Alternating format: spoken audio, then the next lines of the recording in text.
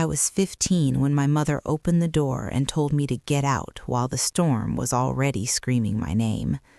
I didn't know the lie she believed would follow me for years, or that one sentence would turn into a chain of consequences she could never take back. She thought I'd be back by morning. I never truly came back at all. Before I begin, if you've ever lived through betrayal like this, please like, leave a comment, and subscribe to Voice of Legends. The rain that night didn't fall the way rain usually does. It came sideways, sharp as needles, stinging my cheeks and soaking through my clothes in seconds. Thunder rolled low and angry like it had been waiting for a reason to break something open.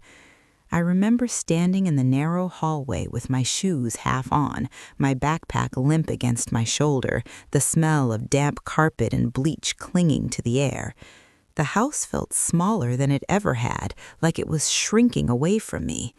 I was 15 years old, my phone dead, my hands shaking, and my mother's eyes were hard in a way I had never seen before. She stood by the door with one hand on the knob, knuckles pale, jaw set. She wouldn't look at me. When she spoke, her voice didn't rise. It didn't need to. It was flat, final, like a judge reading a sentence already decided. She told me to get out. She said it as if it were temporary, as if I'd wander around the block and come back apologetic and soaked, as if the night itself would teach me a lesson she believed I deserved. I tried to speak, but my throat closed. The words I needed were heavy and tangled, and I didn't yet know how to pull them free. I remember the exact sound the door made when it shut behind me. It wasn't a slam. It was worse. It was controlled. The latch clicked with a small, polite sound, like a whisper. The porch light flickered once, then steadied, casting a thin yellow circle that didn't reach far enough to feel safe. I stood there for a second, listening to the rain drum against the roof, the thunder shaking the bones of the house that no longer wanted me. I waited for the door to open again. It didn't. I had nowhere to go. That's the truth I carried with me into the storm. No friends whose parents would answer the phone at that hour, no relative close enough to reach on foot. My phone had died earlier that evening, and the charger was still plugged into the wall inside my bedroom, the room I wouldn't sleep in again for a long time. I pulled my hoodie tighter around me, but it was already soaked through, heavy with water and cold. The rain pressed me forward, urging me off the porch and into the dark. As I stepped into the street, the world felt too big and too empty at the same time. The wind pushed against my back, then my chest, changing its mind every few seconds. Leaves skittered along the pavement, and somewhere a loose piece of metal rattled, a hollow, lonely sound. I kept my head down, watching my shoes splash through shallow rivers forming along the curb. Each step felt unreal, like I was watching myself from a distance, like this was happening to someone else's life. I didn't understand how it had come to this so quickly. An hour earlier, I'd been sitting at the kitchen table, my school bag open, a half-finished assignment spread out in front of me. The house had been loud then, voices overlapping, tension thick enough to taste. Something had shifted in my mother's expression as she listened to words that weren't mine, accusations that slid into place with terrifying ease. I tried to explain, but explanations are fragile things when someone has already decided what they believe. There was a lie hanging in the air, heavy and convincing, and it wrapped itself around everything I said, turning my truth into noise. The storm didn't care about any of that.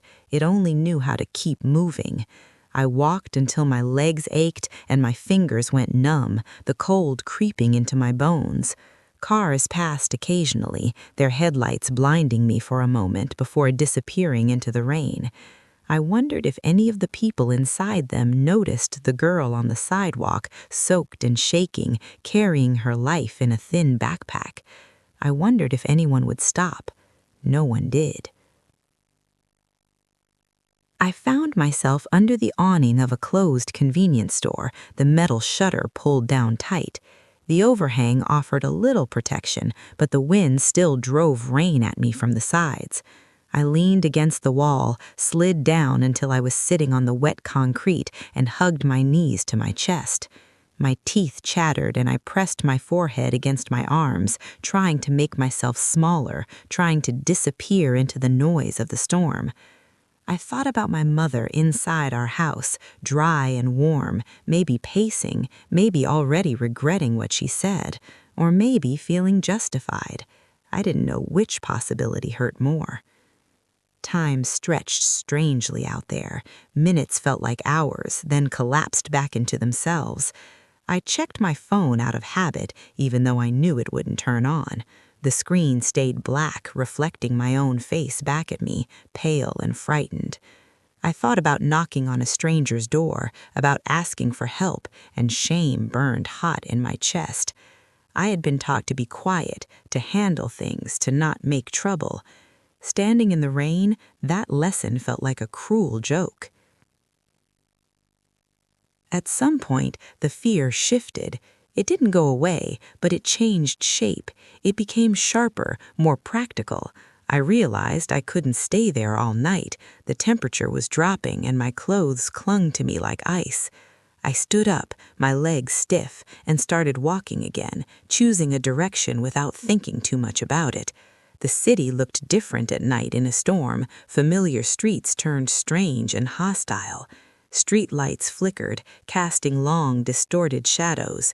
The world felt unmoored, like the rules had been temporarily suspended. I don't remember exactly how I ended up where I did next. Trauma blurs edges and erases signposts. I remember a kind face behind a glass door, a voice raised over the sound of the rain asking if I was okay. I remember the warmth hitting me like a wave when I stepped inside, the smell of coffee and disinfectant. I remember hands offering me a towel, a blanket, a chair. I remember answering questions in a small, careful voice, choosing my words like they were fragile things that might break if handled too roughly. Someone called someone else. Papers were filled out. I was given dry clothes that didn't belong to me. The storm continued outside, relentless, but it felt farther away now, like it was happening in another world. As the adrenaline faded, exhaustion crashed over me, heavy and complete. I slept sitting up, my head lolling forward, my body finally surrendering to the fact that it was safe, at least for the moment.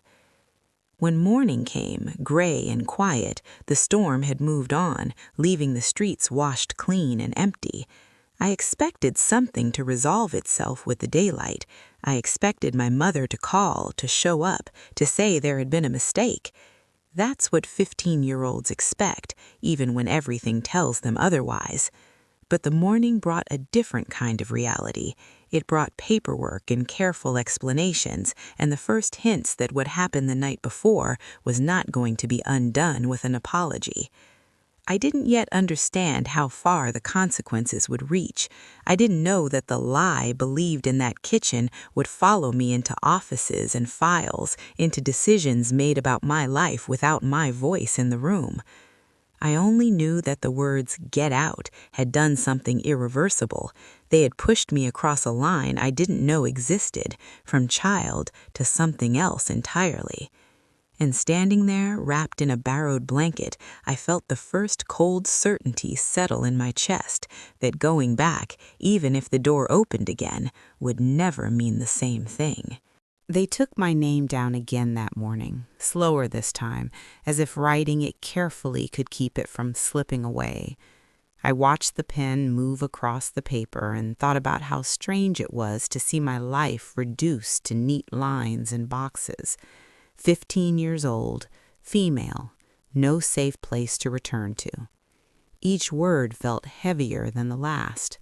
I answered questions the way I thought I was supposed to, not wanting to sound dramatic, not wanting to get anyone in trouble, even though trouble was already there, sitting between us like an uninvited guest.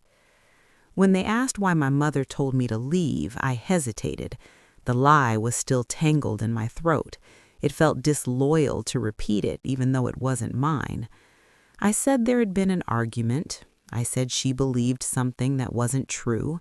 I didn't say my name had been dragged through the room like something dirty, that it had been easier for her to believe I was the problem than to face what the truth would have meant for someone else. The woman across from me nodded, her expression soft but practiced. She'd heard versions of this before. That scared me more than if she'd looked shocked. By midday, decisions had been made, not loud ones, not angry ones, but quiet administrative ones that would shape my life. I was told where I would go, at least for now. I was told what would happen next. The words floated around me, important and unreal. Temporary placement, assessment, follow-up. I nodded at the right moments, but inside I was still standing on the porch, rain soaking into my shoes, waiting for the door to open. The place they took me to smelled like laundry detergent and something fried. It was warm, too warm, and my skin prickled as it thawed. The woman who opened the door smiled like she meant it, but her eyes flicked over me quickly, cataloging damage she wasn't supposed to comment on. She showed me a small room with a narrow bed and a dresser with one drawer that stuck. She told me I could shower, that there were clean towels in the hall. Her voice was kind, and that kindness made my chest ache in a way I didn't have words for yet. That first night, lying in a bed that wasn't mine, I stared at the ceiling and listened to the sounds of a house I didn't belong to. Someone coughed down the hall, a television murmured behind a closed door, pipes knocked softly. I thought about my mother in my room, maybe folding my clothes, maybe standing in the doorway wondering how things had gone so wrong. I imagined her telling herself this was for my own good, that I needed to learn something. I wondered if she was sleeping better than I was. Days blurred into each other. I went to school with a knot in my stomach, aware of how easily rumors travel, how quickly a story can change shape. Teachers spoke to me gently, which somehow made everything worse. Friends asked questions I didn't know how to answer. I learned to say I was staying with relatives, to keep my voice steady, to act like this was all normal. Inside, I felt hollowed out, like something essential had been scooped away. The lie stayed alive, fed by silence and fear. It moved through my family without me there to stop it, gaining details, growing sharper edges. I heard pieces of it secondhand through careful phone calls and awkward visits supervised by adults who took notes. Each version painted me a little darker, a little more reckless, a little more responsible for what had happened than I actually was. I wanted to scream that it wasn't true, that I hadn't done what they said, that I was still me. But every time I tried to push back, I was reminded how little power my words carried now. My mother visited once, sitting across from me at a small table, her hands wrapped around a paper cup of coffee she didn't drink. She looked tired, older somehow. For a moment, hope flared in my chest, bright and dangerous. I waited for her to say she was sorry, that she'd made a mistake, that I could come home. Instead, she talked about embarrassment, about how things had looked, about how hard it had been for her. She said she needed time. She said trust had been broken. I listened, nodding, swallowing the truth like a stone. When she left, the room felt colder. I realized then that the storm hadn't ended when the rain stopped. It had just moved inside, settling into my days, my thoughts, the way I flinched when voices rose. I learned to be careful, to measure myself, to not give anyone a reason to push me away again. Independence crept in, not as confidence, but as armor. I stopped expecting rescue. Years passed that way, marked by small milestones that should have been celebrated louder. Birthdays felt muted, achievements felt lonely. I grew up faster than I wanted to, learning how to navigate systems and paperwork and expectations meant for adults. I learned to leave before I could be left. I learned to survive without asking for much. By the time I was legally grown, the story of why I'd left home had hardened into something unrecognizable. It was retold at gatherings I wasn't invited to, used as a cautionary tale, a justification. My absence made it easier. There was no one there to contradict it, no quiet voice reminding them of the truth. Distance does that. It creates space for comfort, for denial. I built a life anyway, not the one I'd imagined at 15, but a real one, with work and responsibilities and moments of unexpected joy. I learned what it felt like to be safe, to trust in pieces. But some nights, when storms rolled in, the sound of rain against the window still tightened my chest. My body remembered even when my mind tried not to. It wasn't until much later, when I was fully grown and the past had settled into something like a scar, that the consequences of that night reached back out to touch my mother. It came in the form of questions she couldn't answer easily anymore, of records that didn't fade the way she'd hoped, of realizations that couldn't be undone. The lie she'd believed, the one that made it so simple to tell a child to get out into a storm, began to unravel under the weight of time and truth. She called me one afternoon, her voice uncertain, asking if we could talk. I held the phone in my hand for a long moment before answering. I thought about the girl I'd been, soaked and shaking, and the woman I'd become despite it all. I thought about what it would mean to reopen that door, even a crack, and I knew with a clarity that surprised me that whatever happened next would not erase what had already been written into both of us. When I finally answered the phone, my voice sounded steadier than I felt. Years of practice had taught me how to keep emotion from spilling out where it could be used against me. My mother said my name the way she used to when I was little, softening the edges, testing whether I would still respond to it. For a moment, I almost did, almost let myself slip back into the shape I had been before everything broke. But I stayed where I was, grounded in the present, listening. She talked in circles at first, about how time had gone by so quickly, about how she'd been thinking a lot, about how families should stick together. I could hear the hesitation under her words, the careful way she avoided naming the night that divided us. Finally, she mentioned it, not directly, but close enough. She said she'd realized things weren't exactly how she'd been told back then. She said misunderstandings happen. She said she wanted to clear the air. As she spoke, memories rose up uninvited. The rain on my skin, the sound of the door closing, the weight of the lie pressing me out into the dark. I felt that old urge to explain, to defend myself, to lay out the truth in neat lines so she could see it clearly. But another feeling sat beside it now, heavier and calmer. The knowledge that understanding, even if it came, would arrive too late to change what had already shaped me. I told her I remembered everything. I told her what it had felt like to stand outside with nowhere to go, how the storm had sounded, how the cold had crept into my bones. I didn't raise my voice. I didn't accuse. I just spoke plainly, the way I'd learned to do when I needed to be heard without being dismissed.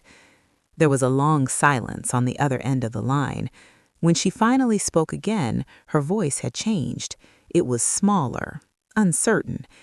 She said she hadn't known. She said she'd been scared, embarrassed, overwhelmed. She said she thought I'd go to a friend's house, that I'd be safe, that I'd come back in the morning. Hearing that landed somewhere deep in my chest, not as comfort, but as confirmation of something I'd already suspected. She hadn't imagined the reality of what she was doing. She hadn't imagined me as a child in danger. She'd imagined a lesson, not a life altered. Over the next weeks, pieces of the truth surfaced, pulled into the light by questions and time and the simple fact that lies are hard to keep straight forever. The person she'd believed over me slipped up. Stories didn't line up. What had once sounded convincing began to look fragile. And with that realization came consequences my mother hadn't prepared for. Not dramatic ones, not the kind you see in movies, but quiet, heavy ones that settle in and don't leave. There were records now, notes from professionals who had seen me soaked and shaking, who had written down what I said and how old I was when I said it. There were dates and times that didn't match the version she'd told herself. There were implications she couldn't smooth over with explanations about stress or misunderstanding. She found herself having to answer for choices she'd made in a moment of anger, choices that have been sealed by the sound of a door closing. I watched all of this from a distance I'd learned to keep. Part of me felt vindicated, but it was a quiet feeling, muted. Another part felt tired. I didn't want revenge. I didn't want her to suffer. I wanted acknowledgement. I wanted the truth to exist out loud, not just in my own memory. When she asked if we could meet, I agreed, not because I was ready to forgive, but because I was ready to stop carrying the story alone. We met in a small cafe on a rainy afternoon, a different kind of storm tapping at the windows. She looked at me like she was trying to recognize someone she'd lost and failed to protect. I saw regret in her eyes, real and sharp, but I also saw the weight of years she couldn't rewind. She apologized then, fully, without excuses. She said she was sorry for believing a lie. She said she was sorry for telling me to get out. Her voice broke on the last part. I listened. I let the words land. I didn't rush to fill the space they left behind. I told her I accepted her apology, but that acceptance wasn't the same as erasure. That night had changed the course of my life. It had taught me lessons I shouldn't have had to learn so young. It had reshaped our relationship in ways that couldn't be undone. She nodded, tears slipping down her face, understanding at last that some costs are permanent. When we parted, there was no dramatic reconciliation, no promises of everything going back to how it was. There was just honesty, fragile and necessary. I walked away feeling lighter, not because the past was fixed, but because it was finally named. The lie no longer had power over me. It sat where it belonged, exposed and diminished. In the years since, I've thought often about that night and the words that started it all, about how easy it is to say, get out, without imagining the path it forces someone onto, how adults forget how small the world feels to a child with nowhere to turn. I've learned that survival can look like distance, that love can exist alongside boundaries, and that telling the truth, even late, matters. I didn't come back the way my mother expected. I came back as someone else, shaped by rain and darkness and the long road that followed. The door did eventually open again, but by then I had already learned how to stand on my own. And that, more than anything, is the consequence she never imagined. After that meeting, life did not suddenly soften. Healing did not arrive as a rush of relief or forgiveness wrapped neatly with a bow. It came slowly, in uneven steps, the way trust does when it has been broken young. I went back to my routines, to my work, to the life I had built with careful hands. But something inside me had shifted. The story was no longer locked inside my chest, pressing outward. It had been spoken. That mattered more than I realized at first. My mother tried to reach out more after that. Sometimes it was a short message asking how I was. Sometimes it was an invitation that hovered on the edge of expectation, as if she hoped proximity alone could repair years of distance. I answered when I could. I declined when I needed to. Learning to choose for myself was still new, still uncomfortable. There were days I felt guilty for needing space, and days I felt angry for having needed it at all. What surprised me most was how often the past surfaced in ordinary moments. A sudden clap of thunder would still make my shoulders tense. The smell of rain on hot pavement could pull me backward without warning.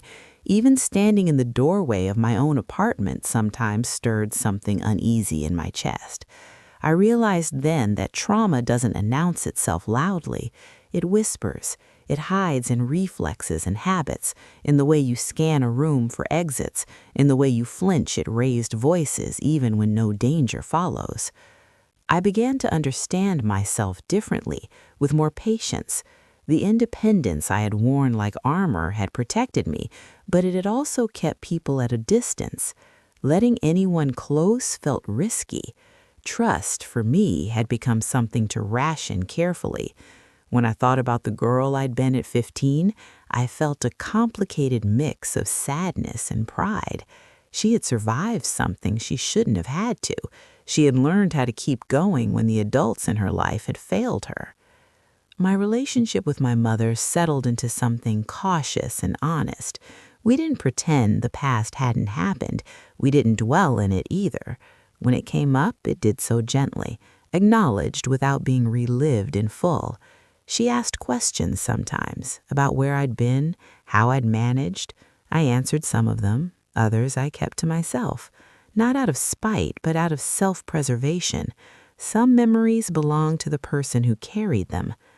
There were moments when I saw the weight of her regret clearly, when it seemed to press her down.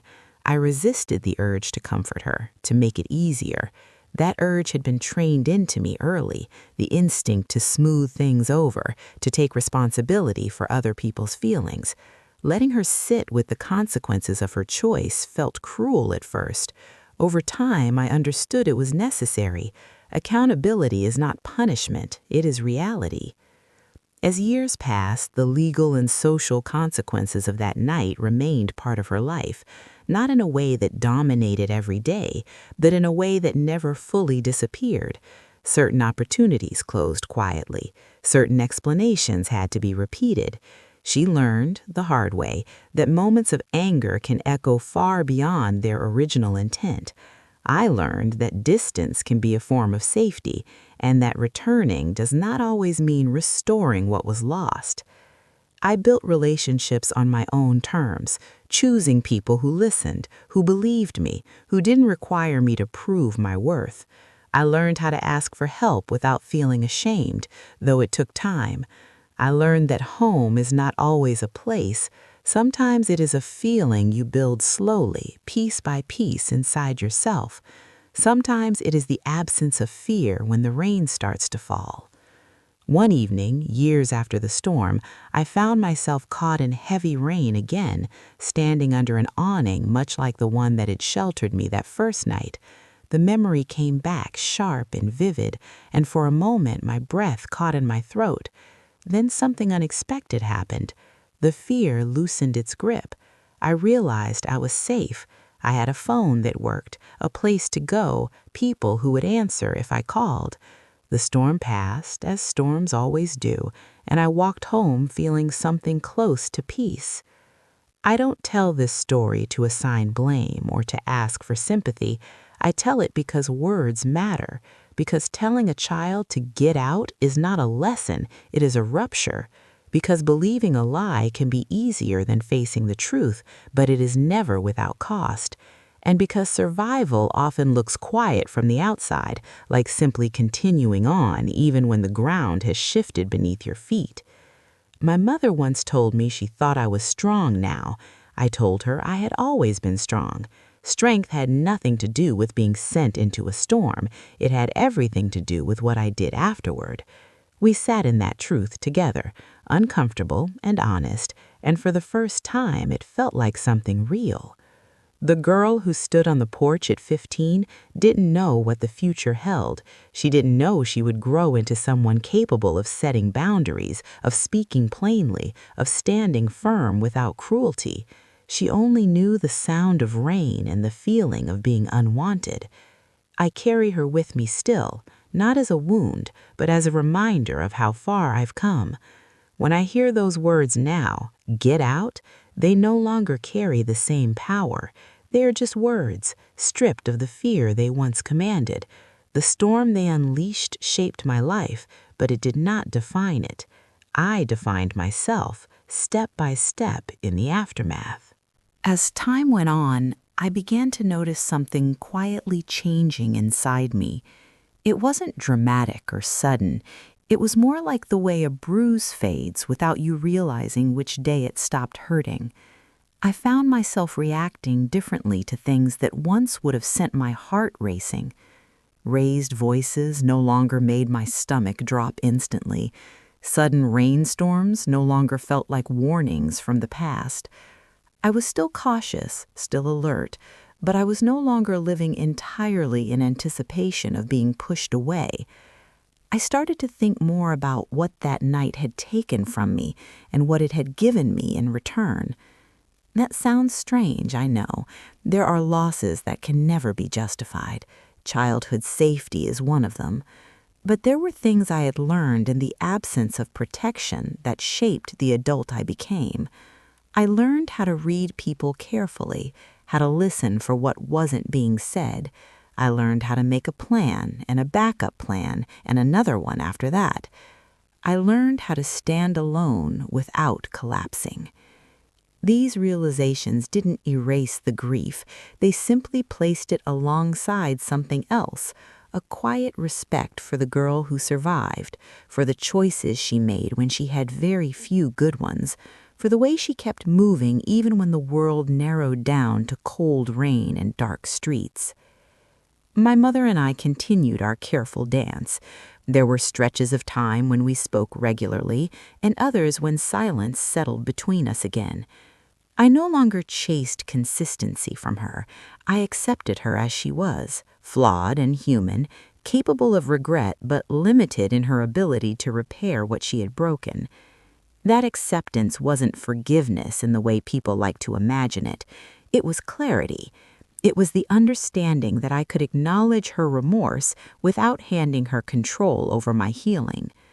Once, during a quiet visit, she asked me if I ever thought about that night.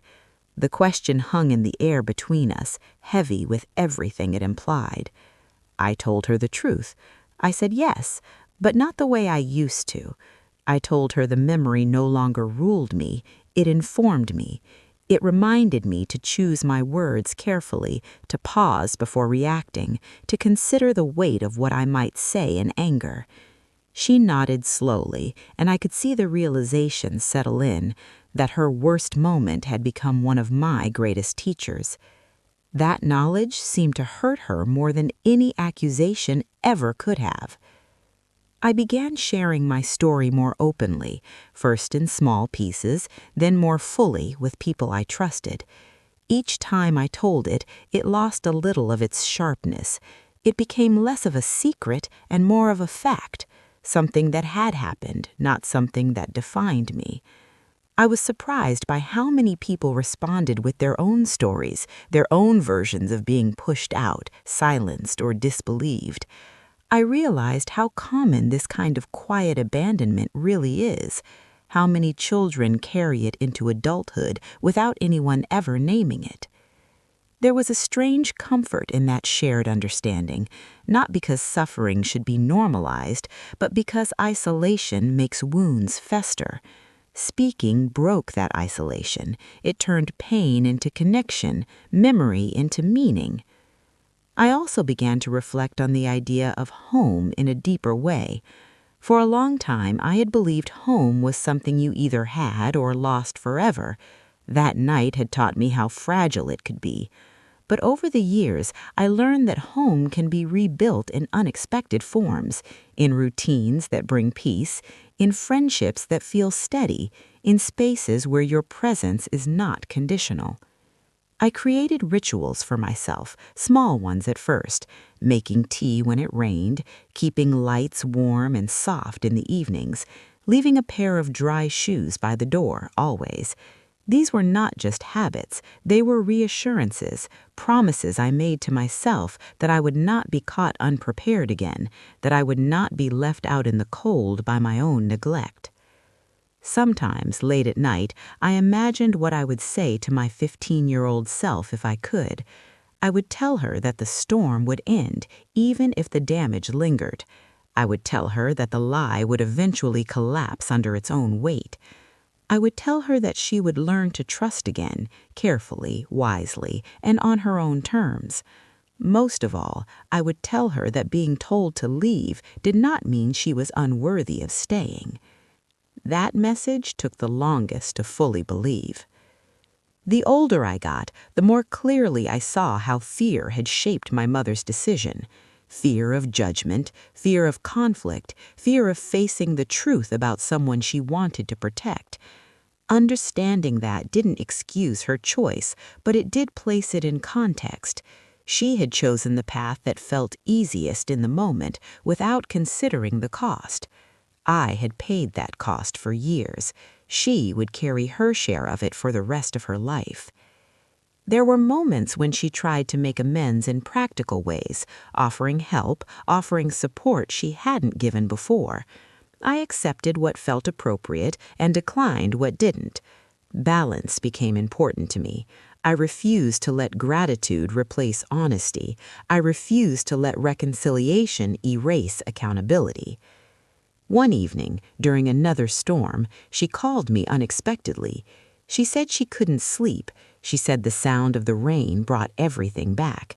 For the first time, I heard something in her voice that sounded like the fear I had lived with for so long. Not panic, but awareness. She told me she wished she could take it back. I told her I knew. That was all that needed to be said. After we hung up, I stood by my window and watched the rain slide down the glass. The city lights blurred and shimmered. I felt calm, not numb, not detached, but steady. I realized then that the storm no longer belonged only to my past. It was simply weather again, something that passed through, left its mark, and moved on. And so did I. By the time I reached my 30s, the night I was kicked out had become something like a fixed point in my personal history. Everything before it felt divided from everything after it, not sharply anymore, but clearly. I could trace the way my decisions bent around that moment, the way my instincts had been shaped by being forced to grow up too fast. I had built a life that looked stable from the outside, but inside there were still rooms I hadn't fully opened. One of those rooms held anger I rarely admitted to myself. Not the explosive kind, but a quiet, enduring anger that surfaced in unexpected ways. It showed up when I saw parents dismiss their children too quickly.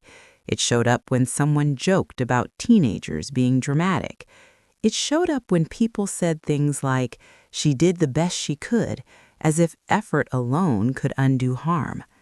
I learned to sit with that anger instead of pushing it away, to understand what it was protecting. It was around this time that my mother's health began to falter. Nothing sudden at first, just small signs she brushed off, doctor visits, medications she didn't like taking, a tiredness that didn't fully lift. Each update stirred something complicated in me. Concern mixed with distance, obligation tangled with boundaries I had worked hard to establish. I realized that part of me was still that 15-year-old, wary of being pulled back into a role I couldn't afford to inhabit again. When she asked me to come to an appointment with her, I hesitated. Saying yes felt like stepping onto unstable ground. Saying no felt like abandonment, a word that carried too much history between us. I agreed with conditions. We would talk honestly. We would not rewrite the past. She accepted, and for once, I believed her. Sitting beside her in a sterile waiting room, I watched her hands tremble slightly as she filled out forms. The sight unsettled me more than I expected. She looked smaller than she used to, less certain. I realized then how much time had passed, how both of us had been changed by years we couldn't reclaim. The dynamic between us had shifted. I was no longer the child waiting to be believed. I was an adult choosing to be present. After the appointment, we sat in her car, the engine off, rain tapping softly on the windshield. Storms always seemed to follow these moments. She thanked me for coming. Then she surprised me by saying something she'd never said before. She said she had been wrong, not just that night, but in the way she had handled everything afterward. She said she should have fought harder to find the truth. She said she had chosen comfort over courage. Hearing that didn't erase the past, but it loosened something inside me. It felt like a door opening, not back to what we'd had, but forward to something more honest. I told her I didn't need her to keep apologizing. I needed her to understand, to remember, to never minimize it again. She nodded, tears gathering, and said she would. That promise mattered more than I expected. As her health issues continued, I found myself navigating a delicate balance. I helped where I could without sacrificing myself. I showed up without disappearing. It was not easy. There were moments when old patterns threatened to resurface, when guilt tried to override reason. But I had learned too much to let that happen unchecked. Growth, I realized, is not about becoming endlessly forgiving. It is about becoming discerning. During this period, I also began mentoring a younger coworker who reminded me of myself at that age. She was quiet, capable, always bracing for something to go wrong. One evening, after a particularly hard day, she confided in me that she'd been kicked out of her home years earlier. The words landed heavily between us. I didn't rush to respond. I simply listened. When she finished, I told her she wasn't broken, that surviving something like that changes you, but it doesn't ruin you. I watched relief wash over her face, and I understood the power of being believed. That moment stayed with me. It reinforced something I'd been circling for years. Stories like mine don't need embellishment.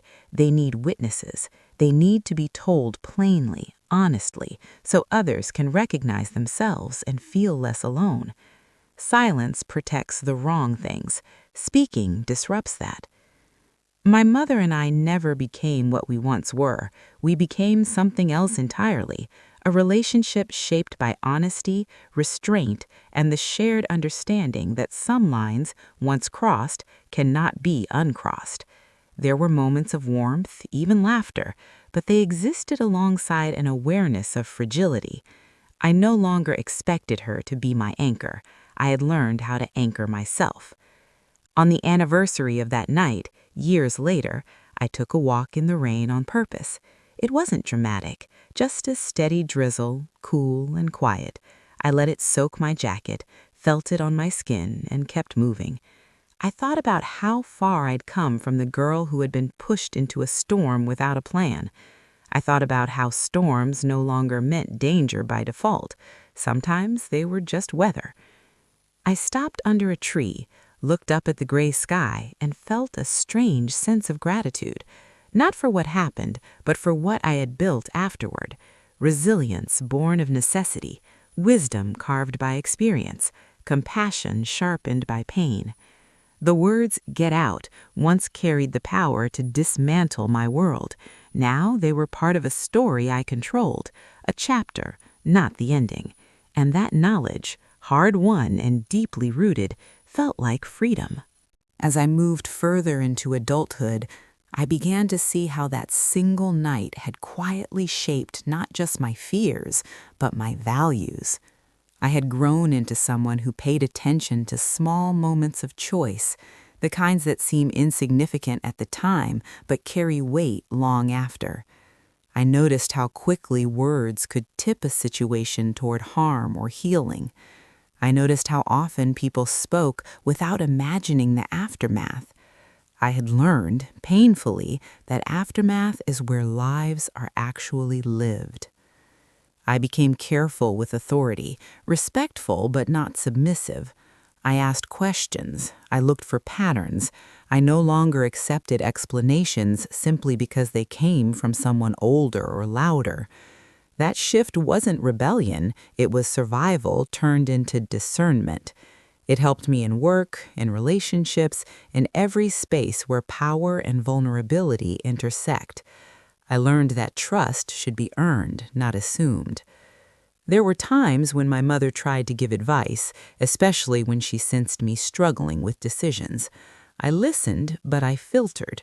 I took what aligned with my hard-won understanding of myself and left the rest. This dynamic felt strange at first, like I was breaking an unspoken rule. Children are taught to defer. I had learned, instead, how to evaluate. That skill had cost me dearly, but it had also protected me more times than I could count. The lie that had started everything eventually became something we could name openly.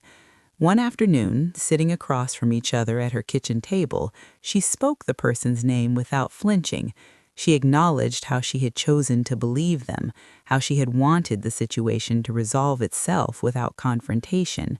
She said she had underestimated the damage that choice would cause. Hearing her say it out loud felt like a quiet exhale I hadn't realized I'd been holding. We talked then about responsibility, not just hers, but the broader idea of it, about how adults sometimes mistake control for care, about how fear can masquerade as protection. It wasn't an easy conversation, but it was an honest one.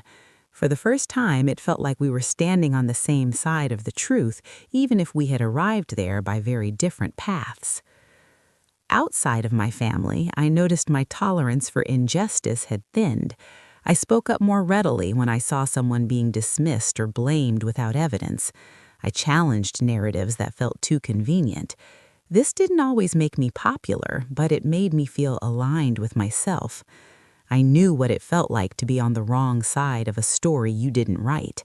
I refused to be silent when I had the chance to interrupt that pattern for someone else. There were setbacks, of course.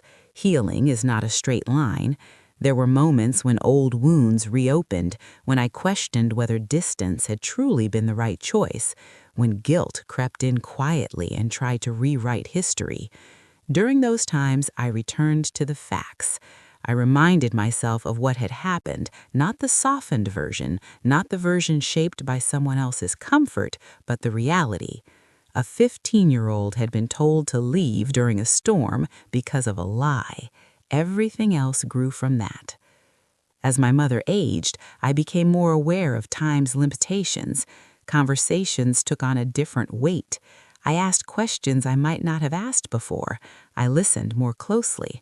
Not because I owed her closure, but because I wanted clarity. I wanted to understand the full context of her choices, the fears and pressures that had narrowed her vision that night. Understanding didn't absolve, but it humanized. It allowed me to hold complexity without losing myself. She once admitted that she had assumed authority would protect her from consequences, that being the parent meant her decisions would eventually be validated by time. She hadn't anticipated the permanence of what she'd done. She hadn't anticipated that her child would grow into an adult who remembered everything with painful precision. Hearing that, I felt a strange mixture of sadness and resolve. Authority without reflection is fragile. It cracks under the weight of its own certainty. I continued to share my story in careful ways, not as a spectacle, but as a testament.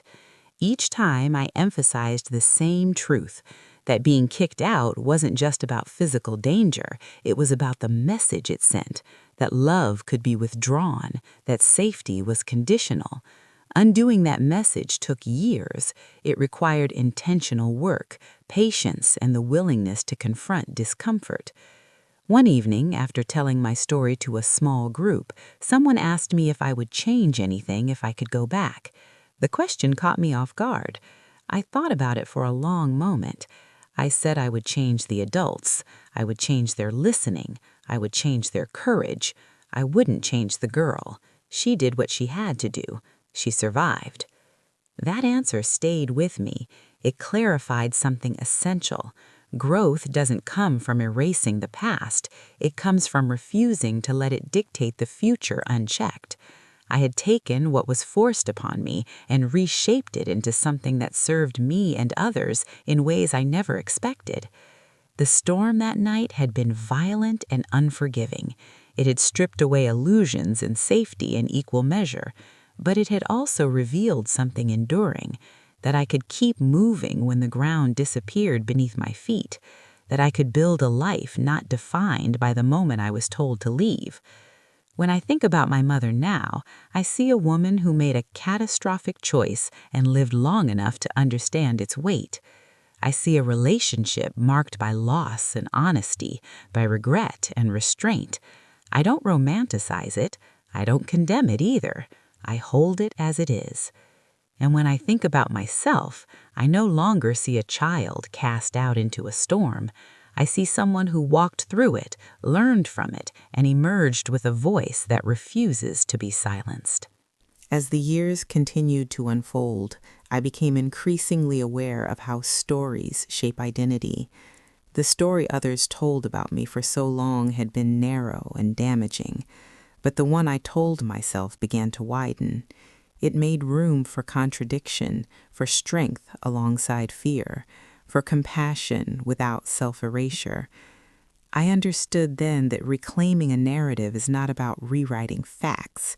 It is about deciding which truths get to define you. I started to notice how often people confuse obedience with goodness, especially when it comes to children. How easily adults justify harsh decisions by labeling them discipline or tough love. Those phrases had once been used to explain my absence, to make my disappearance more palatable. Hearing them now stirred something resolute in me. I knew in my bones the difference between guidance and abandonment. One protects, the other pushes you into the dark and calls it a lesson. This awareness influenced the way I moved through the world. I became intentional with my words, especially when I was frustrated. I paused before reacting. I asked myself who might be affected by what I was about to say. That caution wasn't fear anymore. It was wisdom earned the hard way. I understood that words linger. They echo in moments you'll never witness. My mother and I reached a quiet equilibrium. We spoke honestly, but not constantly. We respected each other's limits. There were still things we avoided, not because they were forbidden, but because reopening them offered no new understanding. The truth had been established. The rest was learning how to live alongside it. I accepted that our bond would never be effortless. It would always require intention, and intention, I had learned, was a form of love. One afternoon, while sorting through old boxes, I found a jacket I hadn't worn in years. When I slipped my hand into the pocket, my fingers brushed against something stiff and folded. I pulled it out slowly. It was a piece of paper, yellowed at the edges, an intake form copy, forgotten and tucked away. My name was at the top, my age, the date. Seeing it again sent a quiet chill through me, proof, undeniable and ordinary, of how real it had all been. I sat with that paper for a long time, not in grief, but in acknowledgement. The system had seen me when my family hadn't. Strangers had offered shelter when my home had closed its door. That realization carried its own complicated weight.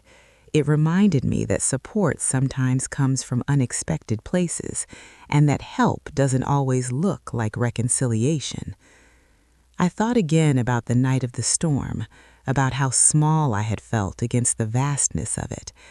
At 15, I had believed that being sent away meant I had failed in some essential way. That belief had taken years to dismantle. Now, holding that paper, I saw the situation with adult clarity. The failure had not been mine. It had been a failure of listening, of protection, of courage. This understanding deepened my empathy, but it also sharpened my boundaries.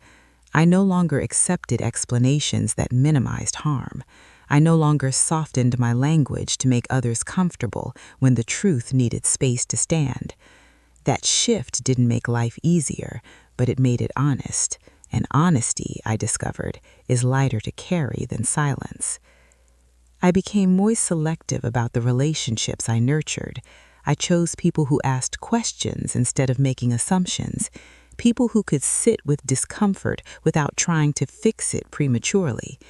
These relationships felt different from the ones I'd known before. They were quieter, steadier. They didn't rely on fear or obligation. They were built on mutual respect, something I had once believed was optional. Occasionally, someone would ask me why I seemed so composed in crisis, so calm when things went wrong. I would smile and say I'd had practice. The truth was more complex. Chaos had once been unavoidable. Learning to move through it without losing myself had been a necessity, not a talent. That distinction mattered to me. It honored the cost of what I'd learned. My mother once remarked that I was strong in ways she didn't understand. I told her strength is often just endurance paired with reflection. You survive, and then you decide what to do with what survived in you. She listened quietly. I could tell she was still reckoning with her own choices, still learning what they had cost both of us. That reckoning, I realized, was hers to carry. As I shared my story more widely, I noticed how many people reached out afterwards, sharing fragments of their own, being locked out, being disbelieved, being told to leave and finding no clear way back. These stories varied in detail, but they shared a common thread, a moment when trust fractured, a moment when safety became conditional. Knowing this didn't lessen my pain, but it contextualized it. It reminded me that my experience, while deeply personal, was not isolated. I began to see my story not just as a reflection of my past, but as a warning and an invitation. A warning about the permanence of words spoken in anger, an invitation to choose differently, to pause before pushing someone away. If telling my story helped even one person reconsider a harsh decision, then it served a purpose beyond my own healing. The storm that night had passed quickly, but its impact stretched across decades. Still, I refused to let it be the loudest chapter in my life. It was significant, yes, but not singular. It was one turning point among many. I had grown into someone capable of holding complexity, of loving without surrendering my safety, of remembering without reliving. When I look back now, I don't see a victim frozen in time.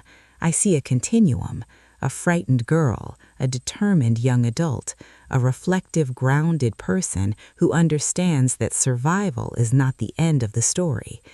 It is the beginning of a different kind of responsibility, to yourself, to the truth, to the future you are still shaping.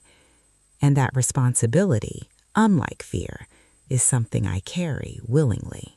By the time I reached a place of real stability, the idea of closure had changed for me. I no longer believed it arrived as a single moment or conversation. Closure, I learned, is something you build through consistent choices.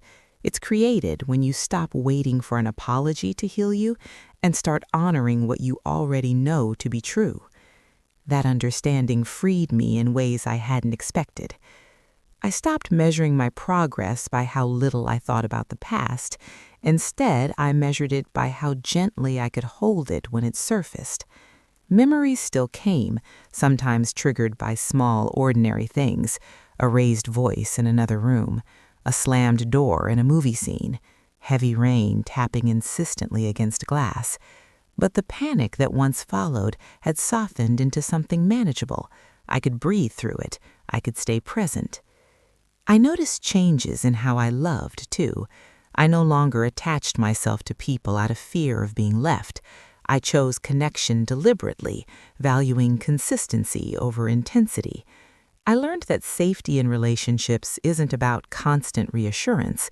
It's about reliability, about knowing that conflict won't automatically end in exile, that disagreements can exist without threats of abandonment.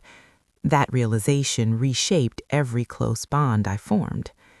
My mother and I continued to exist in this carefully negotiated space between past and present.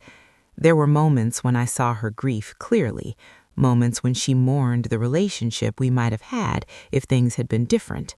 I let her mourn. I didn't rush to comfort or correct her. Grief, like accountability, is not something that can be delegated. It must be felt fully to mean anything.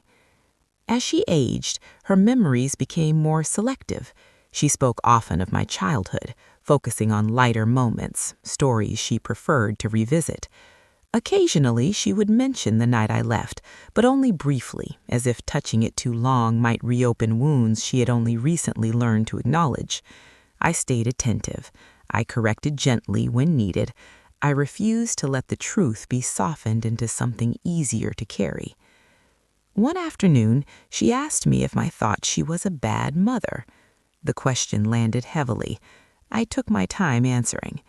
I told her I thought she was a mother who made a devastating decision in a moment of fear and stood by it for too long. I told her that didn't erase the love she had shown in other moments, but it didn't cancel the harm either. I told her people are often both. She nodded, absorbing the complexity. It was not the reassurance she wanted, but it was the honesty she needed. Outside of my family, my life continued to expand in ways I couldn't have predicted at 15.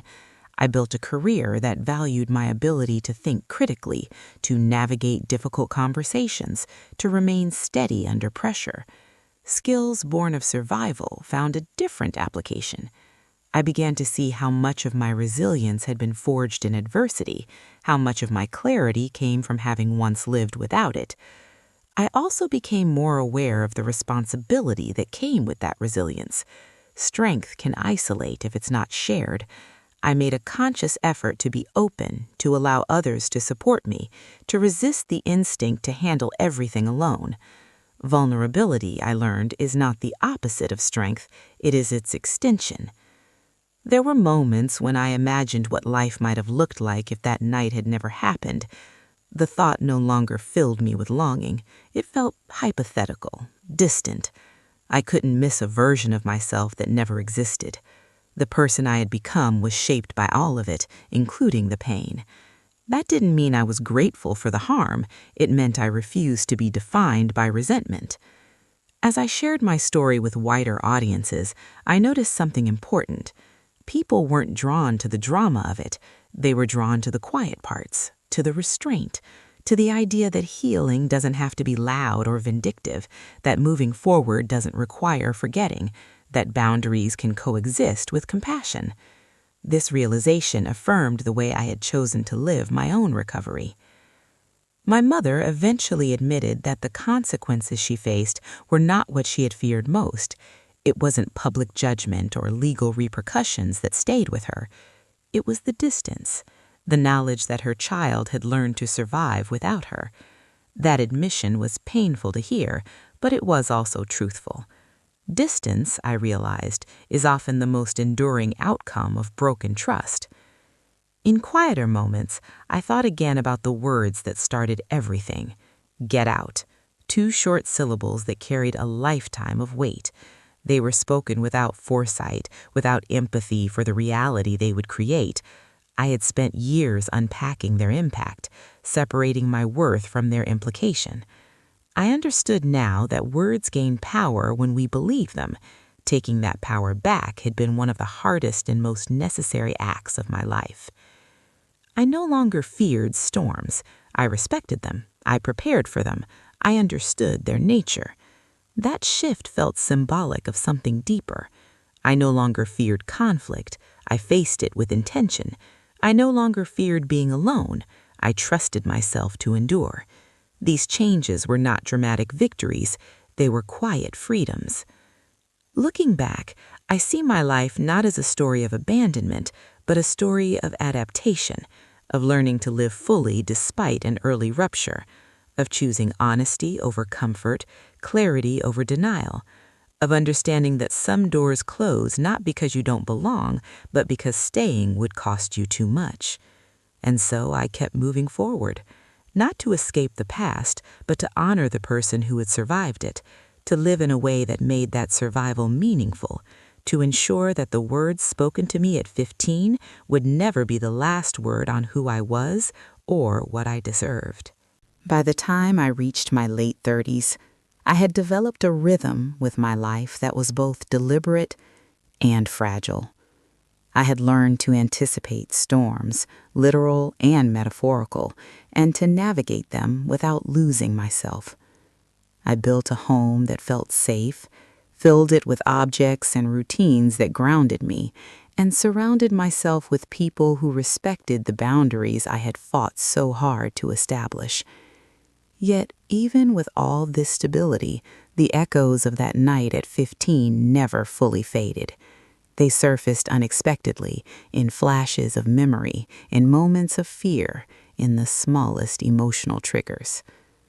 I remember one rainy evening, standing at a crosswalk, watching cars slip through puddles, the world blurred by water.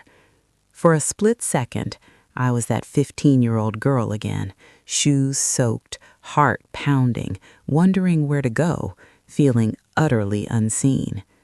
Then I exhaled and reminded myself of the truth. I had survived. I was still standing, and I was in control now. That awareness was grounding. The past could exist alongside me without controlling me. I was no longer a passive recipient of circumstance. I was the narrator of my own story. My relationship with my mother had stabilized into something quieter, more honest than it had ever been. We no longer attempted to rewrite history or to apologize endlessly. Instead, we acknowledged the truth of what had happened and observed each other from a place of measured understanding. There were visits, yes, but they were more like check-ins than attempts at reconciling what could not be fully repaired. She respected my boundaries now in ways she never had before, and I respected the limits of what she could offer. During this period, I also began to notice the long-term ways my experience shaped my interactions with the world. I was acutely aware of subtle dynamics in relationships. I could sense when people were about to push boundaries or shift blame. I could detect the tension between words spoken and the intentions behind them. These skills were born from necessity. They were survival instincts I had carried into adulthood. But now they became tools, not burdens. I had learned how to use awareness without letting it isolate me. One afternoon, I received an unexpected message from someone who had been through a situation eerily similar to mine. They had stumbled across a video I shared about my experience and wanted to connect. They described being abandoned by a parent during a storm, being blamed for something they hadn't done, and having to fend for themselves. Their words struck a chord, almost painfully familiar. I spent hours writing back, sharing details, offering guidance, and above all, affirming that survival was possible. In that moment, I realized that my story had evolved from personal trauma into a quiet form of advocacy. The pain I endured could now serve as guidance and validation for someone else. That realization transformed my sense of purpose. For years, I had viewed my survival as a solitary achievement, a victory only within myself. But when others reached out, I recognized that my lived experience had the power to prevent someone else from feeling so alone, so unheard. My story became not just a narrative of survival, but a beacon, a proof that resilience could exist even after profound betrayal. Even with this clarity, there were difficult days. Memories still surfaced unbidden, and with them a mixture of sadness, anger, and disbelief. Some days I would replay the night of the storm in my mind, the rain hammering down, the door slamming shut, the icy chill of abandonment. Other days I would imagine my mother's own fear and confusion, how she had believed a lie and acted without fully understanding the consequences.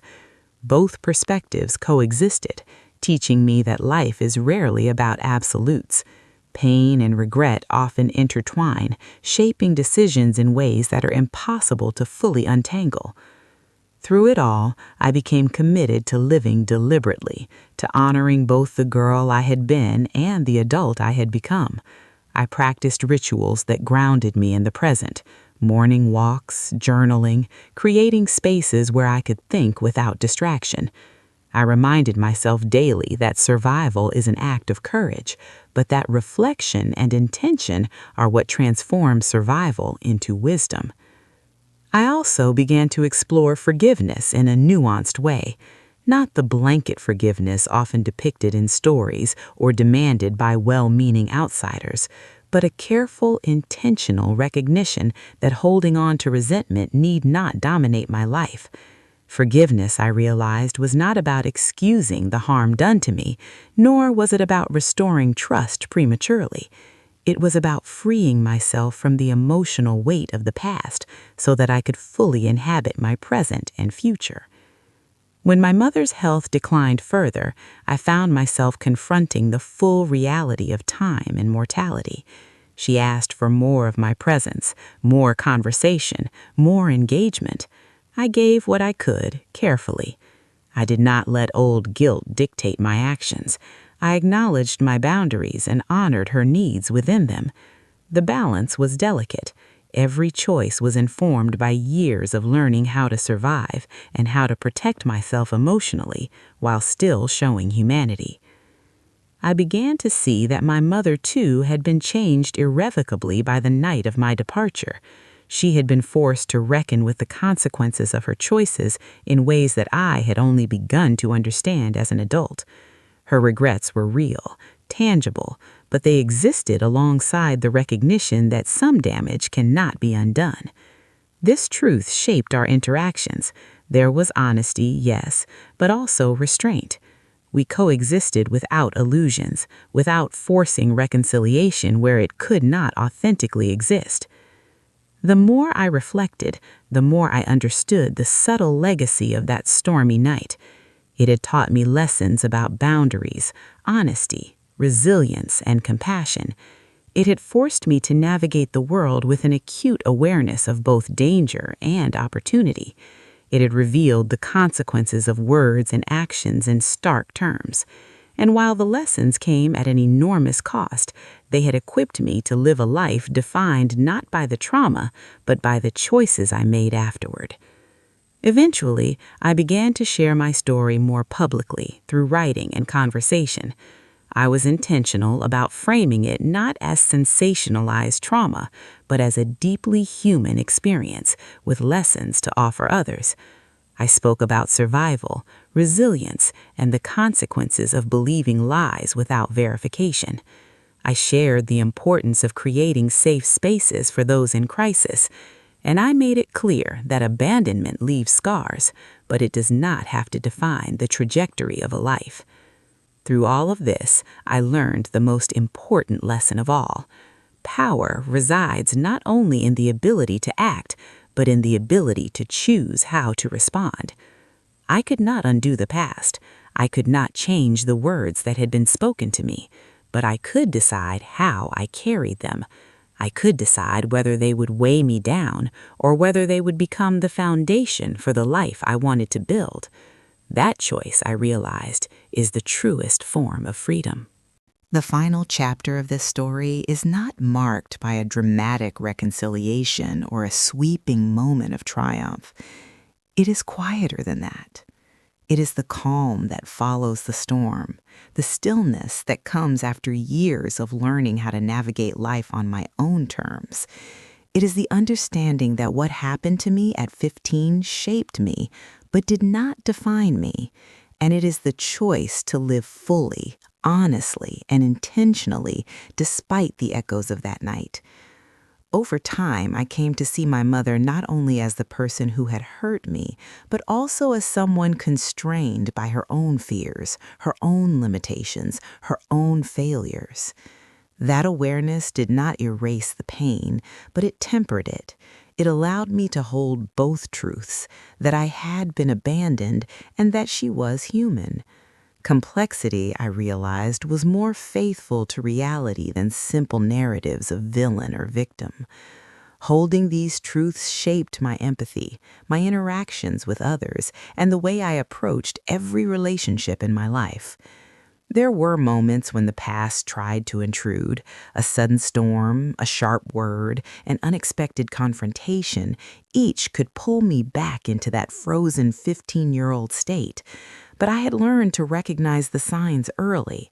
I had built strategies for coping, rituals for grounding, and a life that offered safety and predictability. I had learned through years of careful observation and reflection that my emotional response did not have to be dictated by external chaos. I could choose how to respond. That power, once unimaginable, had become a defining part of me. As my mother's health continued to decline, I visited her more frequently, each time aware of the fragility of life and the importance of presence. There were conversations about the past, sometimes long and painful, sometimes brief and tentative. She expressed regret repeatedly, and I listened without defensiveness.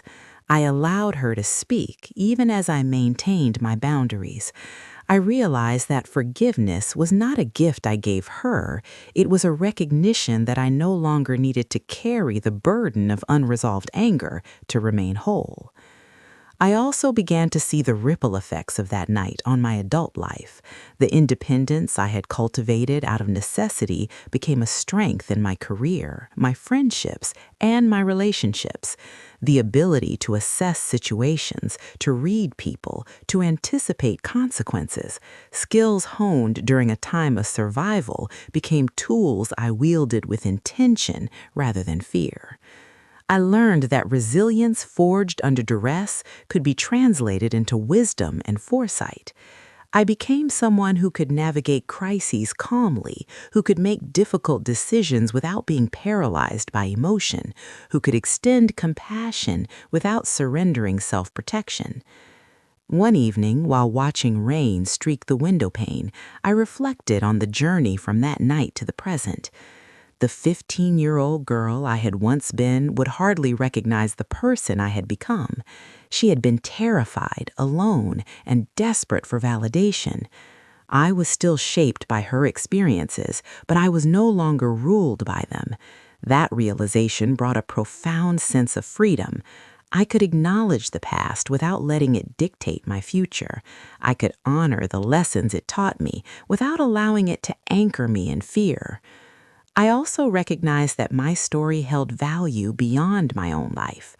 By sharing it through conversation, through writing, through mentorship, I could offer guidance to others navigating betrayal, abandonment, or disbelief. Each time someone reached out, confiding a similar experience, I understood more fully that survival was not a solitary achievement. It was part of a continuum, a connection between people who had endured hardships that others often dismissed or misunderstood. My story became a testament that pain can coexist with growth, that abandonment can coexist with resilience, that truth can exist alongside complexity. As I faced the later stages of my mother's life, I accepted that reconciliation would never look like it had in stories or in imagined fantasies. It was quiet, measured, and honest. There were no grand gestures, no promises of erasing the past. There was acknowledgement, presence, and a shared understanding of our limitations. And for me, that was enough. I had achieved what mattered most. I was at peace with my choices, my boundaries, and the life I had built. In the quiet moments, I often revisit the memory of that storm, the rain pelting my skin, the door slamming shut, the fear of being unseen and unprotected. I no longer feel the same panic, but I feel respect for that night, for what it taught me. I honor the 15-year-old girl who endured it, who learned how to survive and eventually thrive. I honor the adult who transformed survival into wisdom, empathy, and deliberate living. And I honor the life that exists now, shaped by struggle, but defined by choice. There's a clarity I have come to cherish. Words spoken in anger have consequences, but they do not have to define a person indefinitely. Boundaries protect, reflection guides, and self-awareness empowers. I have built a life that is measured not by what was taken from me, but by what I created in response. And in that act, I found something stronger than fear, deeper than regret, and more enduring than abandonment. When I reflect on the phrase that once carried so much power, "get out," I recognize it now for what it was, a turning point, not a verdict. It was a fracture that forced growth, a rupture that demanded resilience. It was not a sentence, but a challenge, one I met with determination, courage, and eventually understanding. That understanding did not erase pain, but it rendered it purposeful. I no longer measure my life by the fear of being abandoned. I measure it by the strength I have cultivated, the compassion I extend, the integrity with which I navigate the world. I carry the memory of that storm as a reminder that I am capable of survival, that I am worthy of safety, and that I can create the life I choose, no matter the shadows of the past. And in that space, between the memory of fear and the reality of empowerment, I finally feel complete. Not because the past was corrected, but because I no longer allow it to control me. I have taken the storm, the abandonment, the lie, and transformed it into a foundation for a life lived with awareness, dignity, and courage. She said, "Get out," thinking I'd be back by morning. I never truly came back at all, but I came back to myself, and that, in the end, was enough. The storm may have started it, but my life, my choices, my strength, my understanding finished it on my terms. And in that, I am free.